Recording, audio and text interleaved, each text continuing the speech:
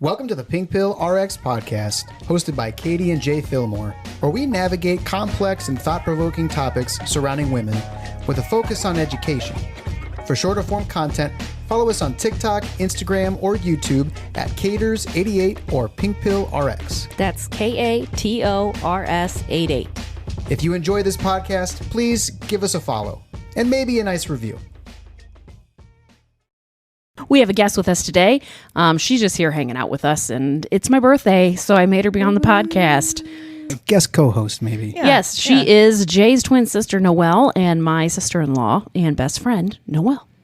Happy to be here. Noelle, thank you. Welcome to the program. Thank you so much. Thank you so much, Dr. Laura. Thank you. Gosh, man, I remember listening to Dr. Laura in the car with my parents. Same. Long-time listener, my dad listened to her. caller. Long-time listener, first-time caller. Amazing. I bought a game that's called Asking for a Friend. And I thought we'd start out with asking some questions. I like that name of a game. That's cool. Okay, so here we go. First question is it okay for your partner to not share their phone password with you?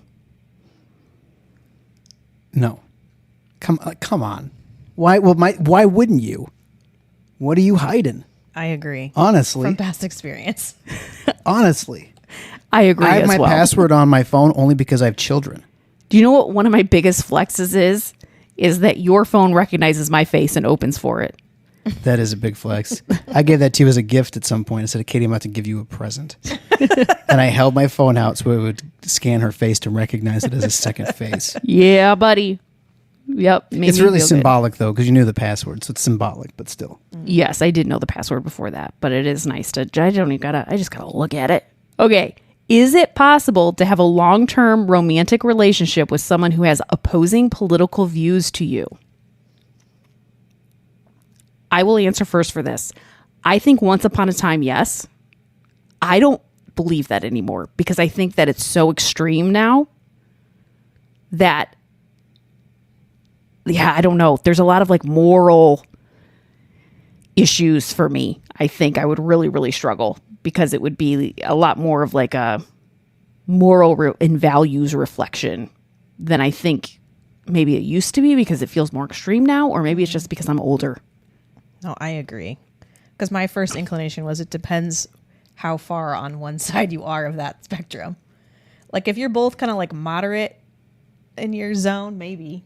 But if you're like pretty hardcore, I don't think so. Yeah, I don't think so because I think it really does like have to do with shared worldview. Mm-hmm.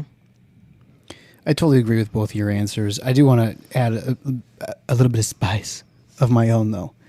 So I think if you look more philosophically at traditionally what different ends of the spectrum have wanted, you know, more government or less government type stuff, I think that you can want the same positive outcomes for your citizens and think that different amounts of government intervention are appropriate for that.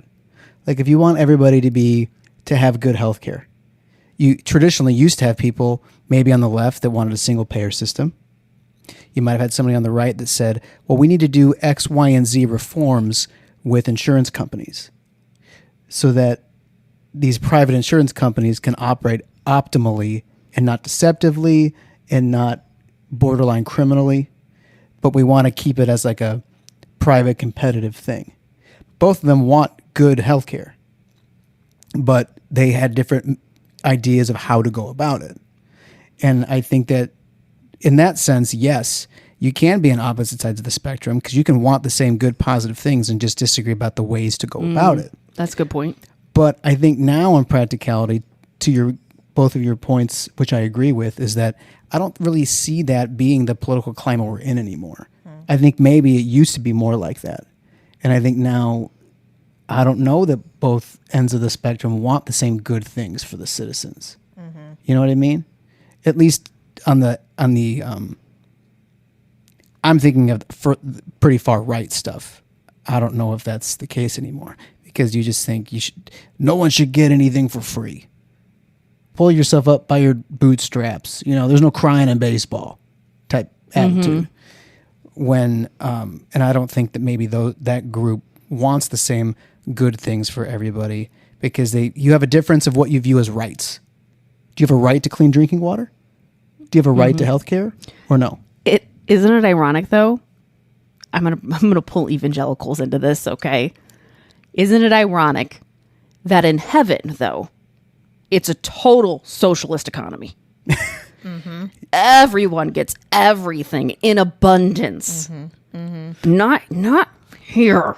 Gosh darn it. The kingdom of God is not here. It's not now. Wait. Oh, I think I misquoted that. I think I misquoted once that. or twice. Yeah. It's not at That's hand. always ironic. Wait a second. I got that wrong. Can I say one more thing about this question, though? Yeah. I also think part of it is a personality characteristic, in my opinion, which is openness to change, openness to being wrong. Oh. Because if both of you are open to being wrong or changing your opinion based on new information, I think it's much easier than having I'm right and that is what it is forever. Yes. Yeah, that's a good point. That is a good point. It makes dialogue possible and sometimes even beneficial and maybe not as aggravating. It could be more fun as like, oh, we're exploring each other's ideas. I might not accept yours, but we're going to explore it. Okay, 2 more. At what point in a relationship is it safe to fart around your partner? We're talking like how long into the relationship? Yeah, sure. Different strokes for different folks. You gotta think about it for a second. So like wait until it's appropriate for me to do it in front of you? Yeah, sure. It's hard because ours is a unique case because we knew each other for so long before. Jay and I still do not fart around each other. Katie still doesn't fart around me. Do you leave the room? What do you do? Yeah, I mean, I leave the room or else I make sure that it's a silent toot. Here's the thing. He knows you do it. No, I know. Listen, here is the thing. It's a handful of times I've heard it. It is a handful. You're right. Less than 5, maybe 3 or 4 in 9 years.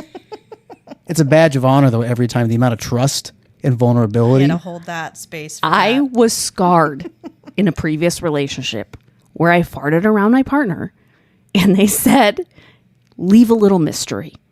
Oh my gosh. Yeah, that's awful. That's terrible. And so then I was scarred and now I don't feel comfortable. That's dehumanizing adjacent. Don't be a real person. Be this presentation of something.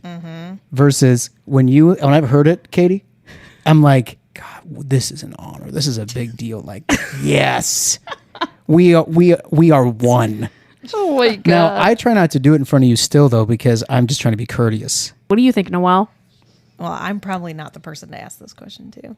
Have you ever farted around a partner? I don't know. I don't think so. I heard your mom never farted around your dad.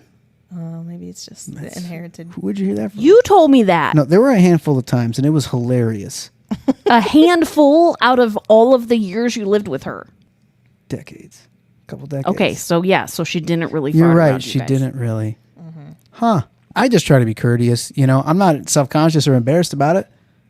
If I had to pick a timeline, like a blanket statement, what I think, if you're with somebody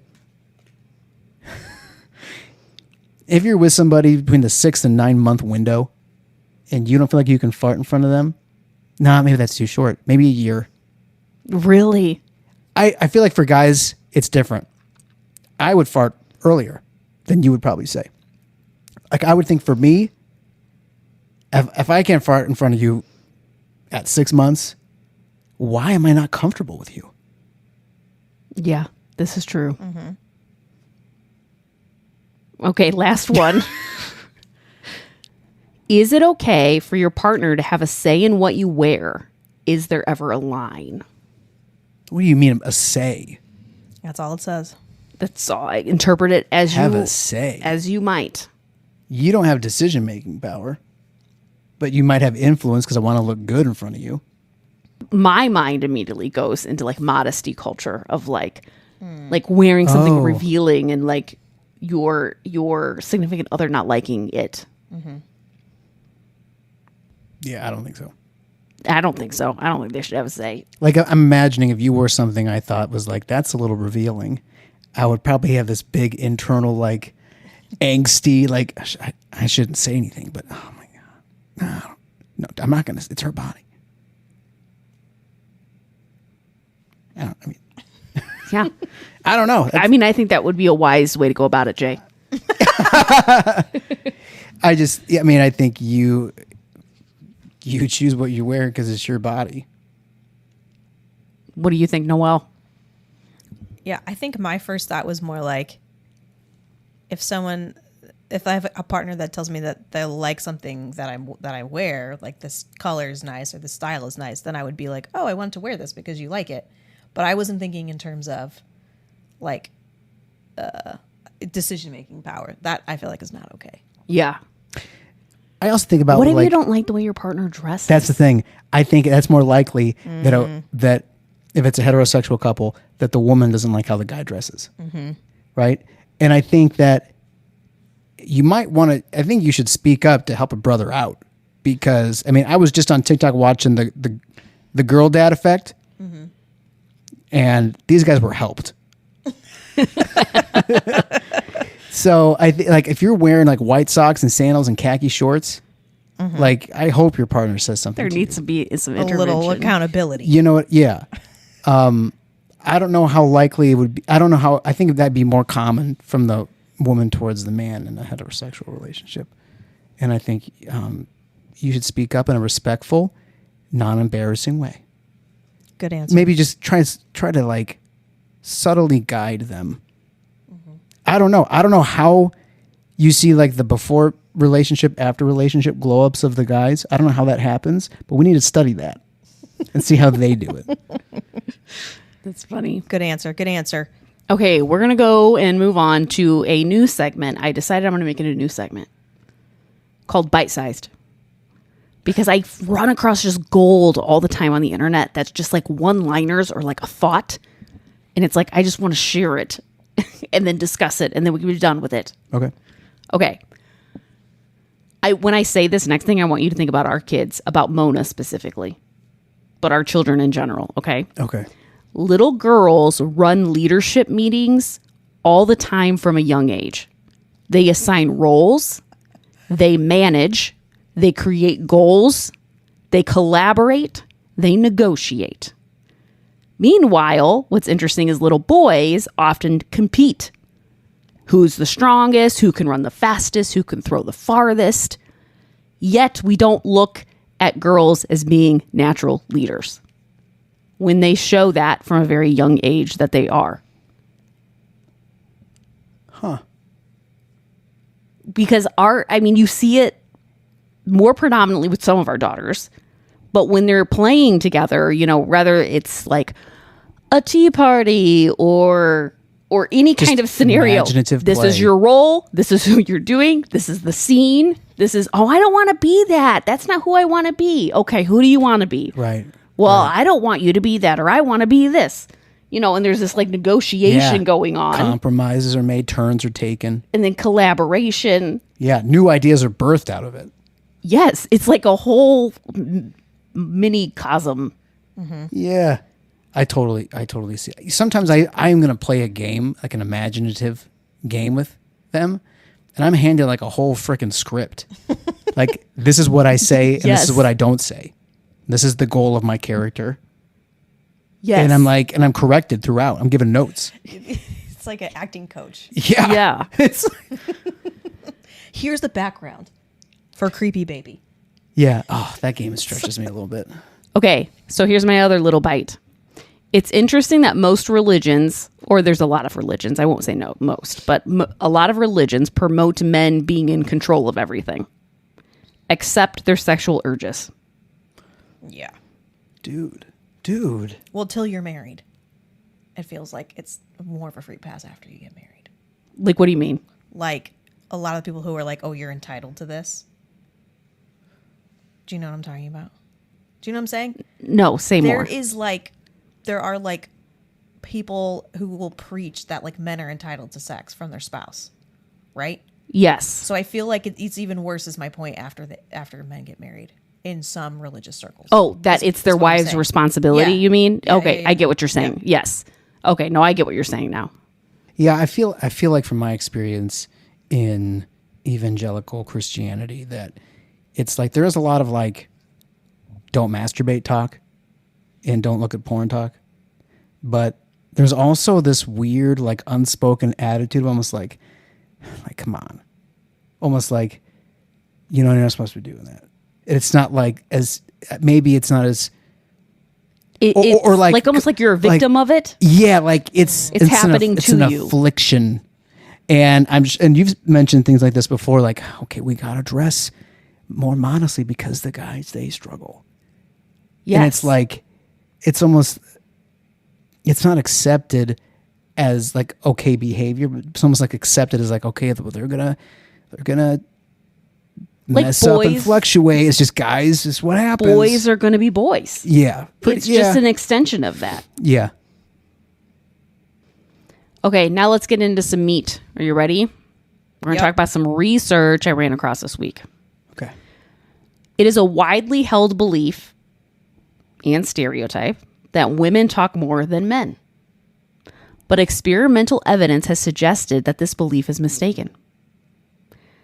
Dialogue in this particular study, dialogues were recorded in mixed sex and single sex versions, and male and female listeners judged the proportions of talk contributed to the dialogues by each participant.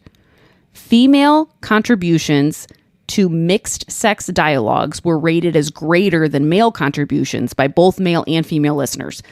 Female contributions were more likely to be overestimated when they were talking. They were perceived as talking more than they actually were talking. It suggested that the misestimates are due to a complex set of factors that may involve basically a misjudgment of rates of speech, that women maybe talk faster. So, but like the actual time that they're talking is not necessarily more, but they might say more words because they talk faster. Okay. Okay. There was another study that they did where students were asked to evaluate the perception of who talked more in a given discussion. While women were pretty accurate when estimating, men estimated that the amount of talk between men and women was equal when women talked only 15% of the time. What? And they Wow. perceived the discussion to be dominated by women if they talked only 30% of the time. Dominated. Wow. Oh my gosh. That's drastic. Isn't that crazy? So that was like a study with students. Wow.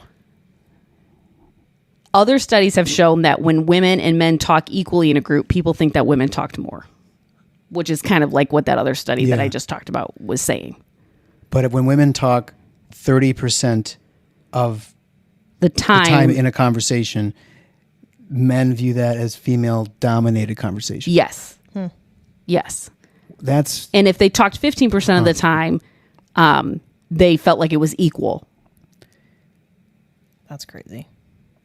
that's a frightening stat. Like it's not a stat, but study. Because because that's an example of detachment from reality. Right? Mm-hmm. So then what other observations do we make as men that are misperceptions of reality? I think a mean, lot of them. We talk about them all the time. Yeah. But I guess I've never thought of it in those terms though. Like, stereotype, type language we've used before, but like you are misattuned with what is real. Yeah, that is scary. It's a isn't it? scary, yeah. Here's another thing I ran across this week concerning medical sexism. As if we haven't talked about it enough. Did you know that there is a lot of female procedures that are not reimbursed at the same rate that their male counterpart procedures are? That you actually get paid less for doing a basically equivalent service. like the health insurance reimburses less. Yes. So I'm going to give you some examples. Great. A 2022 paper found vulvar biopsies were reimbursed at about half the rate of penile biopsies. It's a biopsy. That's insane. It's a biopsy. Isn't that crazy? That's Medicare payment data. That doesn't seem. So for vulvar biopsies, It was reimbursed at a rate of $97.35 versus for penile biopsies, $209.36, Does it say why? which is a 45% difference. There's not a difference in like duration of time for either analysis or retrieval. Right. I would think there's not a difference in like the materials used. Right. And we're talking about vulvar. So we're talking about it's external. It's external. It's not like you're going internally. Right. There's a broader pattern here, though, that is supported by a larger 2021 analysis and a 2025 updated analysis showing that many male-specific procedures have higher reimbursement rates than anatomically similar female-specific procedures. In this study, it reported that 75% of the 55 paired sex-specific procedures, so they picked out 55 different procedures and did the male equivalent to them, had lower reimbursement rates. Male procedures were about 30% higher on average. Facility reimbursement was 25.6% higher, and non-facility reimbursement was 20% higher for male procedures. This is Medicare. So I shouldn't say this. Yes, it's all Medicare reimbursement But everybody that we're else talking about. half the time uses But Medicare reimbursement anyway. So female patients are more expensive to the hospital then? Yes? No. Oh, male patients are making more money for the hospital. Explain that to me like I'm 7. I have a spot on my vagina, my Yeah. vulvar, Okay. my labia, that they take off. Sure. The doctor doesn't make or the facility doesn't make that much money by doing that. But you have the same spot on your penis, Yeah. and they make more money. So is that why they're not really interested in diagnosing women the right way? I mean, Is that related at all in again, there? multifaceted. I'm not saying that it is related, but there's a million different facets, I think, that play into why women are undertreated. I can't say that this is Yeah. like one of them. It's an but interesting thought to have and to maybe delve down in the future. I don't know if there's any data on that, Yeah. but that's, geez. Yeah. I also found out that women appear to face higher prescription spending in multiple categories. According to GoodRx in 2025, they did an analysis and they reported women spend nearly 30% more out of pocket on prescriptions overall. How does that like? How does that? Yeah. Okay. I'm going to tell you why. This is partly because women seek treatment more often That was my one. and they're on more medications, Okay. but also partly because there are documented reimbursement gaps in like female dominated medication. So for example, what is that medication that you were trying to get approved for your autoimmune condition? Oh, Tremfya. Tremfya. Okay. Your autoimmune condition affects more women than men. That medication that you have to take for the autoimmune condition is much more expensive. So there's like almost this like prescription tax on women because like for autoimmune stuff, for specific breast cancer treatments and things like that, the price of the medication is high and it disproportionately affects women because women are suffering from that condition more. Does that make sense? Yeah. No, Yeah. I getcha. Which really sucks. That does really suck. I mean, because like out of pocket, that medication that you're looking into is $15,000. Yes. It's insane. It makes me want to build some type of, or invest in some type of annuity for my children, who are our girls, just so they have more money to pay the pink tax on everything when they're adults. Like, here's your pink tax fund. Like, if I had girls and boys, I would want to accrue more funds to give to my girls when they're adults than I would my sons Yeah. for stuff like this. I also The found world's out. more expensive for you. It is. I also found out about a pink tariff tax. This is not like a Trump thing. It's not like a Yeah. Well, yeah. Trump tariffs are not his thing. products targeting women, such as cosmetics, fashion apparel, etc., are charged higher import duties than the equivalent male products. So Interesting. it ends up being more expensive on the shelf because they're more Right. expensive to import. But those are our tariffs? because they're imports. So those have to be our tariffs, right? Yes. What the heck? Also, Oh my God. What? I know. God, we need an ERA. My gosh. Because then you can litigate on that. Yeah. Yeah, that's true. That's true. And then it'd have to stop because there'd be so many lawsuits. It'd be too expensive. It'd be more expensive with the lawsuits than it would be just to level the playing field with tariffs. Something else that women spend more money on is in 2024, Lending Tree did a study. They found women paid more for auto insurance than men in 37 states. What? That's so In insane. I thought it was the irony, opposite. I know that's like the belief, because the irony is that men are statistically riskier drivers. Exactly. Men account for 68 to 70% of all driver crash involvements and 70.5% of all driver deaths. Yet, middle-aged women specifically in many states pay more for coverage than men their similar age. Dude, that's ridiculous. And you know They're what? like the least riskiest drivers in middle-aged women. What really I know. sucks is that women are stereotyped as unsafe drivers, or like, you know what I mean? Yeah. It's a stereotype, It but the is. reality is actually the opposite. Right. That what? Anytime. Wow. Knowing that, being armed with that data, now anytime I'm with a guy or a group of guys and somebody says that makes a joke about women driving, I'm going to be like, actually, statistically speaking, we are the unsafe drivers. Right. Well, I was not allowed to get my driver's license. Oh. And we are the exact same age. And 7 months later, and I had to request that I could take my driver's test. You know, Kate and I talk about that from time to time. Isn't that crazy? We do talk about that. Like we talked about it last time. And was how maybe wrong a month that ago. is. I was like, I cannot now. Like in my fully developed adult brain, I'm like, oh my God, that was awful. Yeah. That was horrendous. And I don't know why the F they did that. I wasn't I given feel a great so bad for explanation. you. Yeah. At the time I didn't. I was just like, whew, I'm relieved I got mine.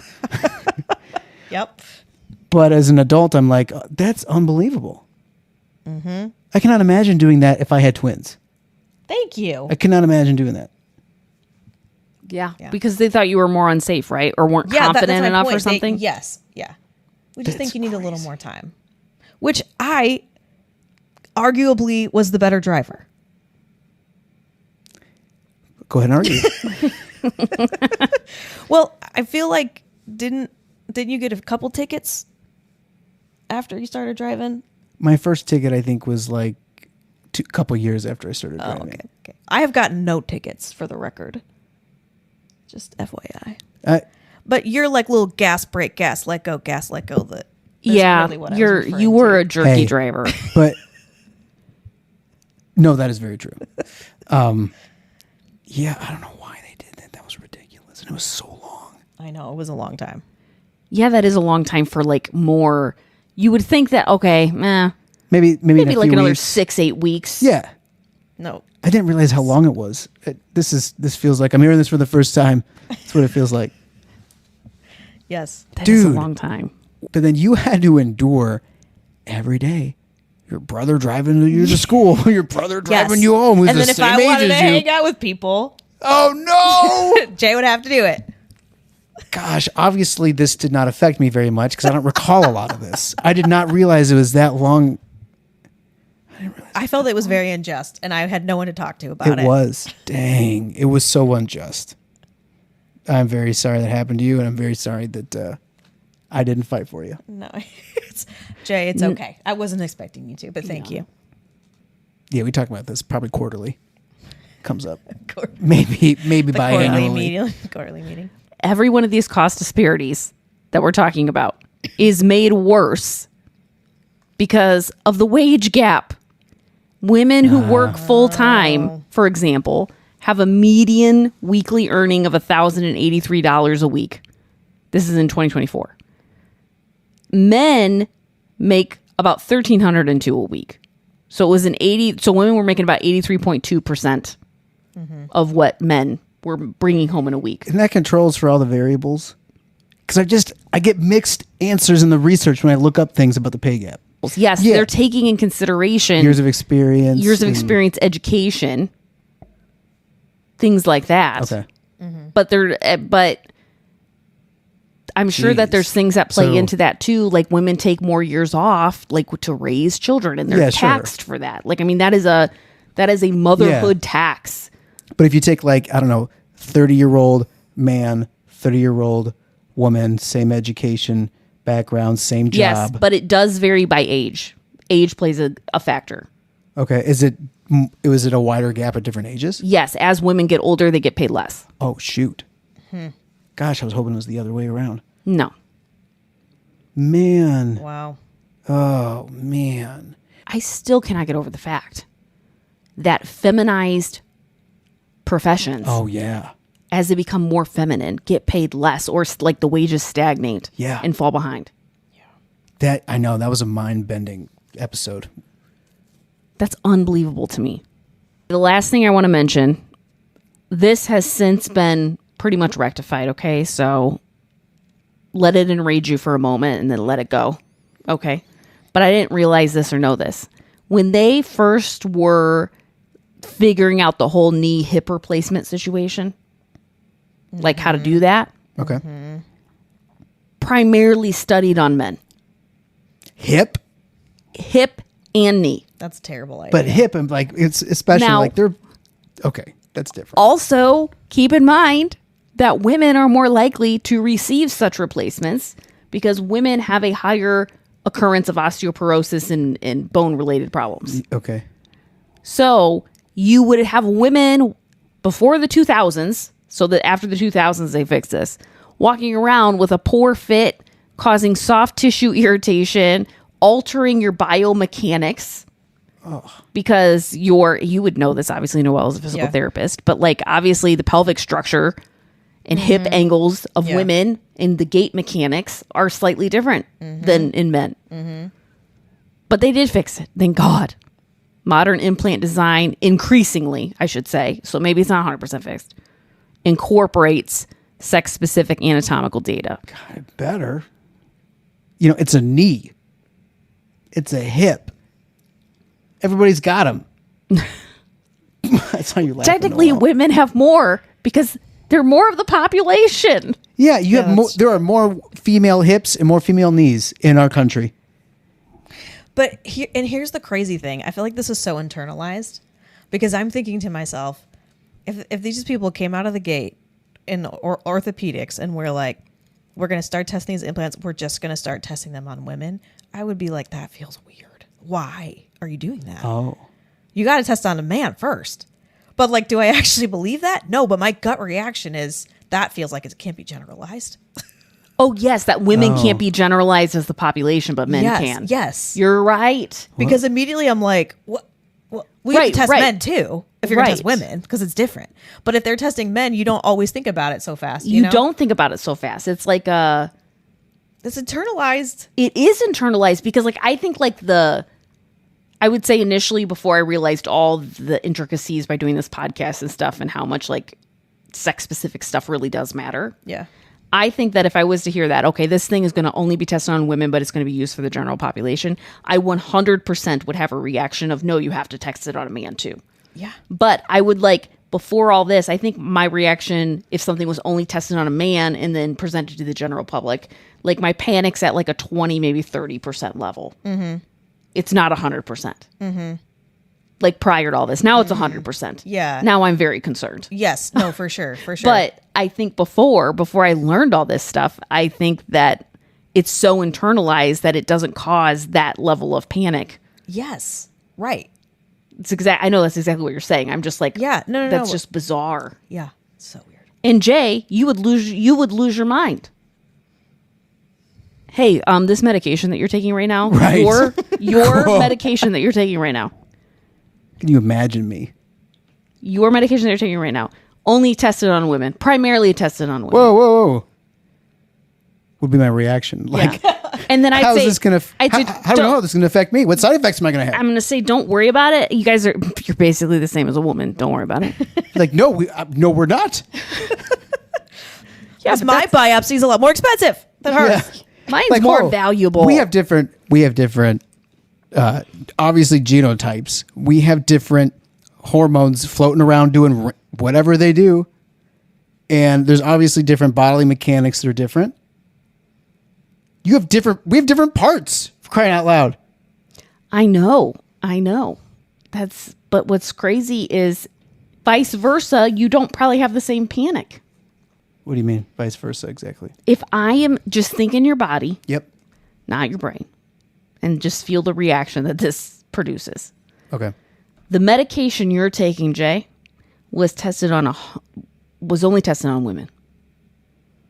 Okay? Let that feeling feel, okay? Okay, now what if I was to say the medication I'm taking was only tested on men?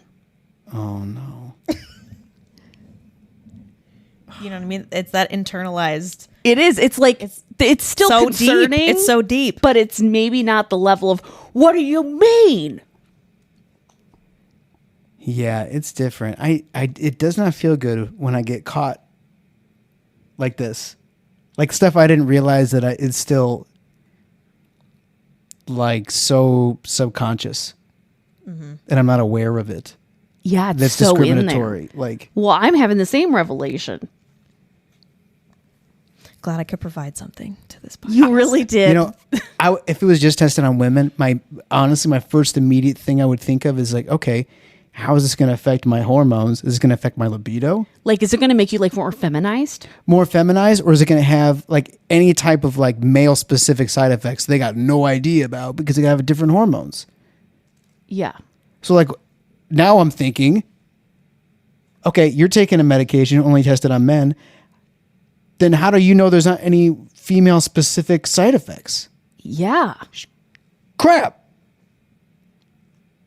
That clicks so much more now. I know for a fact one of the medications I take primarily was tested on men because I looked it up. Really? Yeah.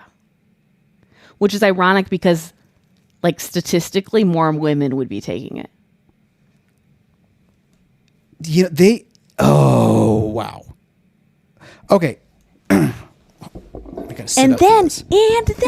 oh my gosh. Then this idea of, you know, like a lot of women take these antidepressants and things like that. A lot of women take medications that can mess with your libido. Sure. Yeah. Okay. And I'm not saying they don't have effect on men's libido too. They do totally. Right. They do. I feel like, no, I know they do. But I feel like when I have complained about that side effect, well, yeah. But if a man, It's like, we got to get you on we'll a get you on different something else. medication. or we're going to give you some other meds. Yes, or we're going to give you some Yeah, other meds right. because there's meds out there that can help you with For that. this very problem. Right. But for women, it's kind of like, well, I mean, if you want to be happy, Right? right? So just, figure. Or it's dismissed of like, I don't think that's what's causing it. And it's like, it has a really low risk profile for that. Okay, but like that was tested on a majority of men. Right. And so you're telling me that the data that they got from that is saying that it has a really low profile for that. With You're telling dudes. me that it can't have a different effect on my hormonal makeup Right. as a woman and mess Yeah. with my libido maybe at a higher rate Yeah. than it would be in those initial studies that were tested on men. Yeah. You're Like cooking. just like how you're talking about with your libido, like that's like one of the things that would pop in your mind. Right. Is if it was tested primarily on women, how would this maybe affect my libido or Yeah. my hormones? Right. Well, same thing. How am I supposed to trust that this data that is male skewed is supposed to be representative of how it's going to affect my libido? Right. That's a scary feeling I get in my body. Because that is the medication, which I think is the culprit for issues that I have had with low libido that are medication induced. Yeah. Is that medication, and that medication was primarily tested on men. And I was told by my doctor that they really didn't think that was it because it has a lower profile for that. But if I go back in time, it really seems like it could be the culprit. Which doctor were you talking to about it? No, I'm talking about my psychiatrist, because the other thing is I've been on it for a period of time and it wasn't like immediate, but this is the kind of medication that really needs to be in your body for quite a while. Yeah. When you go back for your next visit, I should say that it's affecting you. See what happens. Oh, for real? Just what do you think about bringing it up again, and to see if she will state that citation again, lower risk profile, that it has. Yeah. You bringing up, well, it's primarily tested on men. So and then ask her some open-ended questions. So can we really know if it's low risk for women, if it was mostly tested on men? What do you think? Yeah. Yeah, I could. Because maybe Probe a little. she's not even aware of that, and she would be better suited to educate her other female patients that may take this in the future. Yeah. I mean, the bottom line is I could get off of it if I wanted to get off of it. But I think there's a part of me that's like, why upset the balance of things in my brain if you're really, if you as the professional are telling me that that's probably not it. Yeah. But that's the only variable that's changed. I know. Well, and I gained some weight. But so you know how they love to blame it on that. Oh, right. that's Yeah. also true. Yeah. Listen, I've been fat and horny before. Okay? It wasn't a problem before. I have fluctuated in weight quite a bit in my lifetime. And I can't say that had an effect. I'll say one thing is consistent. Yes. So try again. Exactly. And I did have all my hormones tested. My one doctor did take me seriously when I went in with those complaints. Which one? My primary took me seriously and did a bunch of testing of my hormones, and they were fine. I love my new primary. Guess what gender my primary is now? That's right. You switched. You made the switch. And would you say I will not go back. Would you She say listens to me so much more. Granted, my last doctor was also just retired. He's so old. But dude, it's wild. It's almost like we're collaborating. You're the professional, but my input matters here. Yeah. And you pivot based off of things that I say sometimes. But it's it feels more collaborative. It's nice. that is nice? I know it is like that. She's awesome. She's really cool. She To think that female doctors are a relatively new thing in Western society. Dude, you don't want to go back. I would not want my last doctor treating any of the stuff I've had going on this allergy season. Yeah. What would he be giving me? We do like our all-female team. My female dentist. provider. I just had a day with my female attorney today in court for something for my business, and she's awesome. I hope for those of you listening, something was intriguing or sparked a curiosity, or you felt affirmed or challenged. Stay educated. Take the pink pill. If you enjoyed this podcast, please give us a follow and maybe a nice review.